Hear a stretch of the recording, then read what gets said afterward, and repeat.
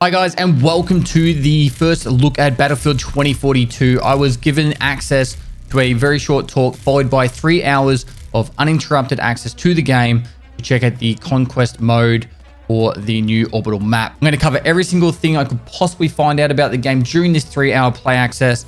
Have as many examples, so hopefully you guys enjoy it. If you do, make sure you smash the shit out of the like button. And without further ado, let's crack straight into it.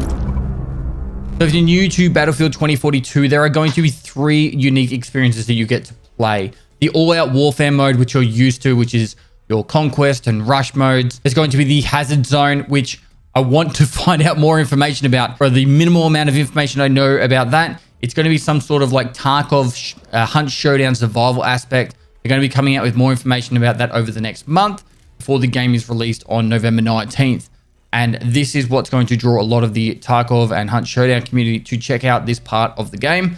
And if it's done well, I think there's going to be a lot of us over there playing it. The information I do know, there's meant to be like AI bosses in there. If you survive, you get to increase your character, and then you'll be able to get a better and stronger character with extra perks and continue on going back in.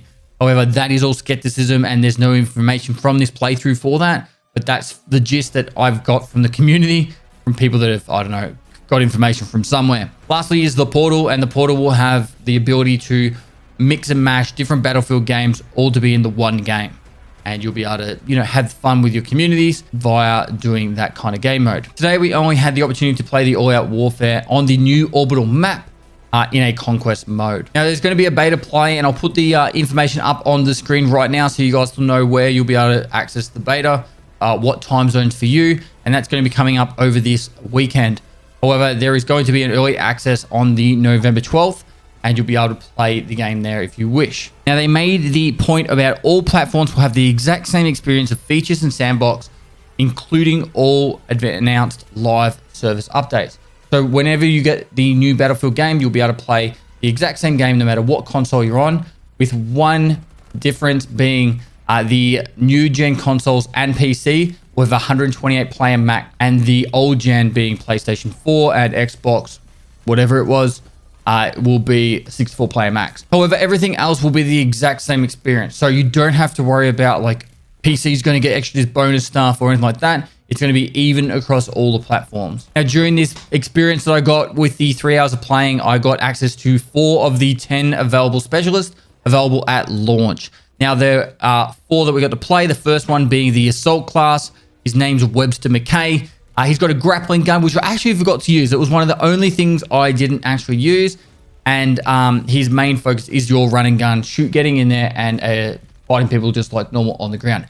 Boots on the ground kind of experience. Next, we have the medic class, Maria. She has a first aid gun, and she can shoot people from range and heal them up. And also when she revives someone, they will be revived to full life. Boris the engineer has a sentry that you can use, and you can place that down in locations that you think are strategic enough. But there was a lot of chaos. So I really didn't find much use for the sentry because everything was just dying so quickly. And then last but not least, we had Casper, which is the recon class. Has a recon drone that you can fly around, position it somewhere so it can track people as they're moving around, and then you can go back to moving around, as well as there is a movement sensor. Pretty much exactly what you're seeing from like the Call of Duty. You can hold it up. That was the only other thing that I forgot to actually show you guys from this experience. But everything else I'm pretty much covered, and you should be able to get to see some footage of each of it. Now, from the vehicle side of things, there was one scout vehicle. I had a lot of fun with this. I actually was driving a main battle tank, and someone charged me with a scout vehicle with C5 on the front of it and jumped out, ran the vehicle into my tank and blew me up. So the first thing I did after that was I got a scout vehicle. I put C5 on the front of it. I drove around. I couldn't blow up any vehicles because I just couldn't find any that like were the prime targets, but I ended up running over about 5 or 6 players.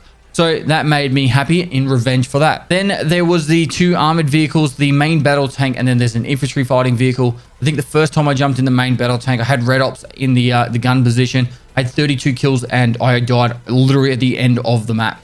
So it was a heap of fun. A lot of times I could just blow up a vehicle, get 4 kills, and fun was had. The infantry fighting vehicle, I do believe, was equipped with like a 30mm cannon. It's very similar to your previous Battlefield experiences with your main battle tank and IVs. So you're just going to feel right at home with those ones. Next, with the attack aircrafts, there was a fast air and attack helicopter. Literally, it felt like a copy paste from the previous Battlefields. So if you're good at these kind of vehicles, you're just going to feel right at home, be able to go around and wreck everyone. I'm absolutely hopeless with the fast air, with the jet. Usually I just find it as a fast way of getting somewhere, jumping out and bailing. I tried to, I was thinking about doing this big attempt to trying to launch myself into the sky and shoot something and then jump back into it. But it slipped my mind when I went to have the opportunity to do it. Now, there was 2 different types of transport planes as well. There was a small one where you could literally only fit like 3 other people in, and then the big one, which was actually heavily equipped with guns. The coolest thing about this was they actually had on one of the teams, not the Russian team, but with the Americans, I was able to fly what I would call the Osprey. It's like it's a helicopter that can turn into a jet. And honestly, I spent probably 40 minutes of this 3 hours flying it. It was so much fun. I would literally fly up above this building that the only way up there was from a plane. I would hover above in the helicopter mode, jump into the second seat, use the machine guns on there, like the rail guns and Gatling guns, all that stuff.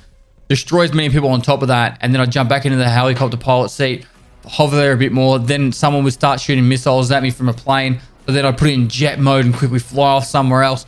It was just literally so much fun. It was by far the most fun I had playing this. Was flying around in this chopper, just trying to be a one-man army. But if you actually did get some mates in the passenger seats, this thing wrecked.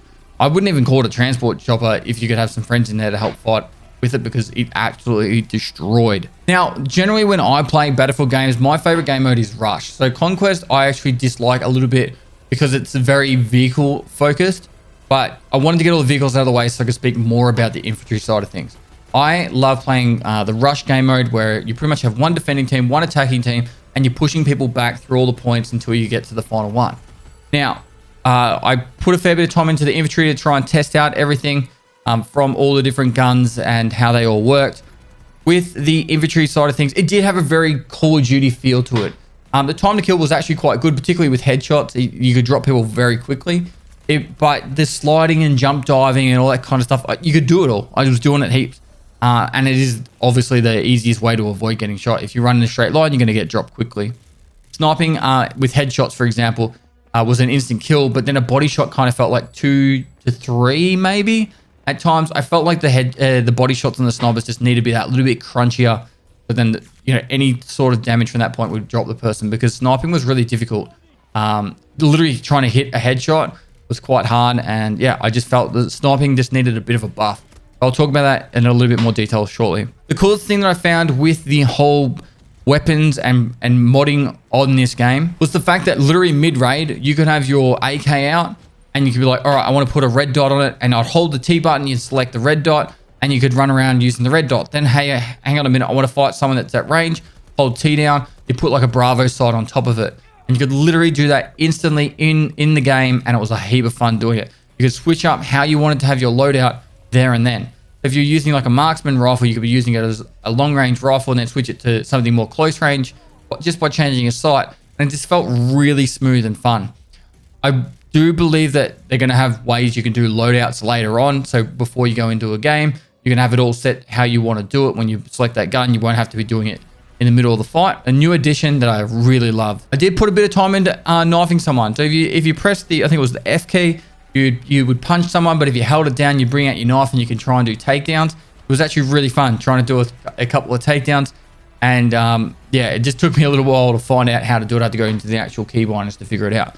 But knifing is still a thing, and you can go knife people as well. All right, I'll quickly touch on the guns and all the types, and we'll show examples as I'm talking. Starting off with how you do your loadouts. Now, there is a pre-made loadout. You click, I want the assault loadout, and it would just give you a full loadout for that. Or you can have your own made up ones. And I pretty much tried out everything I could. Starting with the primary, there was SMGs, there was like a Vector, and I can't remember the other one. Might have been an MP7. The Vector, very fast firing rate, dropped people super quick, and it was a lot of fun to use. It's pretty much straightforward. SMGs will shoot a lot faster and not as effective at long range. But when I was close to someone, that was the fastest way to drop people, besides potentially the shotgun. Next, we had assault rifles. These were obviously a lot better at longer ranges, and they felt really easy to use, except for the fact that I felt like when you had the Bravo sight on and you wanted to try and shoot someone at range, you had to almost single tap, otherwise you would just be like shooting into the sky.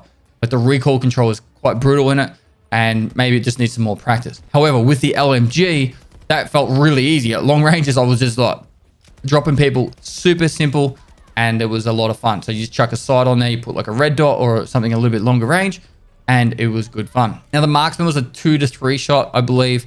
Might have been a couple of headshots, might have made it 2, but generally it's like a 3-shot kill. It's a DMR. It just worked really smoothly. I felt like all the guns worked really well. The only one gun that I would want to talk probably a little bit more about is the sniper. And I honestly believe that the sniper rifle just felt a little bit weak. If you headshot someone, it was a 1-shot kill. But if it wasn't a headshot, it felt like 2 to 3. And sometimes like 3. So I don't know if that was just me hallucinating, but I really would like it that, you know, if someone's taken any sort of damage already, you hit them with a sniper rifle, particularly when you're trying to take them at long range, it should drop them. It just felt really weak compared to everything else. All the other guns, you drop people super quick. I also grabbed the shotgun, which is classed as a utility gun, and I had a lot of fun. I just deliberately spawned into the most chaotic spots and just started slapping people down with the shotgun. Heaps of fun. It's not very effective at range. It kind of just feels like the bullets, the pellets go to nowhere, but this shotgun is good to go. For the secondaries, there was only 2 pistols that I noticed. There was the Glock that had a burst fire mode, and it worked really effectively. And then the Magnum, which took 2 to 3 to kill, and it felt beefy and fun, but it was weak. It was super weak. So potentially you can use it, see how you go. Next, you choose from your throwables. There's really just the proximity sensor and the grenades. I really mostly just threw the grenades. And I think I got 1 or 2 kills with the grenades. The blast radius could be a little bit bigger, but, you know, I don't think grenades are that effective in real life anyway. They're more of a big bang with a lot of shrapnel going out with small chances of hitting you. But if they were throwing a grenade into a room, I didn't actually get to experience it. But if a grenade was thrown into a room, I didn't see any, like, disorientation from that. Smoke in this game really kind of blinded you. If there was a vehicle exploded and there was all smoke around, you really couldn't see much. It was really immersive in that way. Yeah, I didn't really notice much, I guess, shock from grenade explosions. The last thing you can select is either the ammo crate, the med crate, which you guys I'm sure you know about, an RPG, an anti-air gun, or the C5. So the RPG, it's just a slow firing rocket launcher. I'm calling it RPG. It had a different name. I can't remember the exact name of it. The anti-air, which is pretty much like a javelin. If you know what a javelin is, you're running around, you aim it at someone in the sky. It's flying around, and once it locks on, you shoot. That's it. 99% of the time, you never kill them because they just put their smoke stuff out, and then they get away. And then lastly, the C5, which is what I tried to use to blow stuff up. And it's good fun to do that. Actually, I want to do that more. I actually I realized about that later on in the game, where I wish I ran around with the C5 and tried to blow stuff up more, because it was actually a lot of fun trying to run into other vehicles using my car as a suicide bomb. Now, I've pretty much talked about all the topics I want to with this game. The one big negative, which I felt like it was a negative, but it's only a negative because it felt overpowered, was the fact that every single vehicle repaired itself over time. So if it didn't take any damage for a period of time, it was about 20 to 30 seconds. It just started automatically repairing, and it didn't have a limit to how much ammunition you had. It was just, for example, you had 5 shells of 120 mil rounds for your main battle tank, and if you fired them off really quickly, you'd have to wait for them to come back. But if you were only taking a shot like every 5 seconds or every 10 seconds, you would never run out of ammo with the main battle tank. It was still overheating with the 50 cals and the auxiliary guns, but for the main gun, it felt like you could just shoot forever. And if you got shot, say you were fighting another tank, you destroy the other tank, 30 seconds later, your health bar just went back up. There's no repairing like from the old Battlefield. So it just made it, you know, it felt arcadey, I guess. But for a casual game where you can either play for, you know, an hour at a time, or you could dive right into this and put hundreds, if not thousands of hours into, I think this would be a lot of fun. So really, that was the major negative. It felt kind of really arcadey because of that reason. But the chaos, the absolute chaos from this game, when you go into a fight and there is literally bullets going every direction, there's tanks coming in, there's choppers doing backflips in the sky, shooting rockets everywhere. Some of the areas was just absolute chaos. I can't word it any other way. The buildings were destructible. I didn't see any buildings fall over completely, but you could pretty much destroy every wall except for the main supporting pillars, say in the corners and at doorways. And that made it really cool. So when people were fighting at you, firing at you, you could hide in a building to avoid it. But then say it was a chopper, they could be shooting their rockets at the walls, destroying the walls. So I tried to hide my tank in a building to get away from a chopper that was just absolutely heckling me, and I couldn't get away. And then he eventually shot through the walls with his rockets and then killed me. So good fun. I actually really enjoyed the fact that they could do that. It made it really difficult, but it made it so you had to think about what you were actually doing. Now, I've been waffling on a fair bit during this little talk to you guys. Hopefully, you guys have enjoyed the information I gathered from this brief experience I got to have.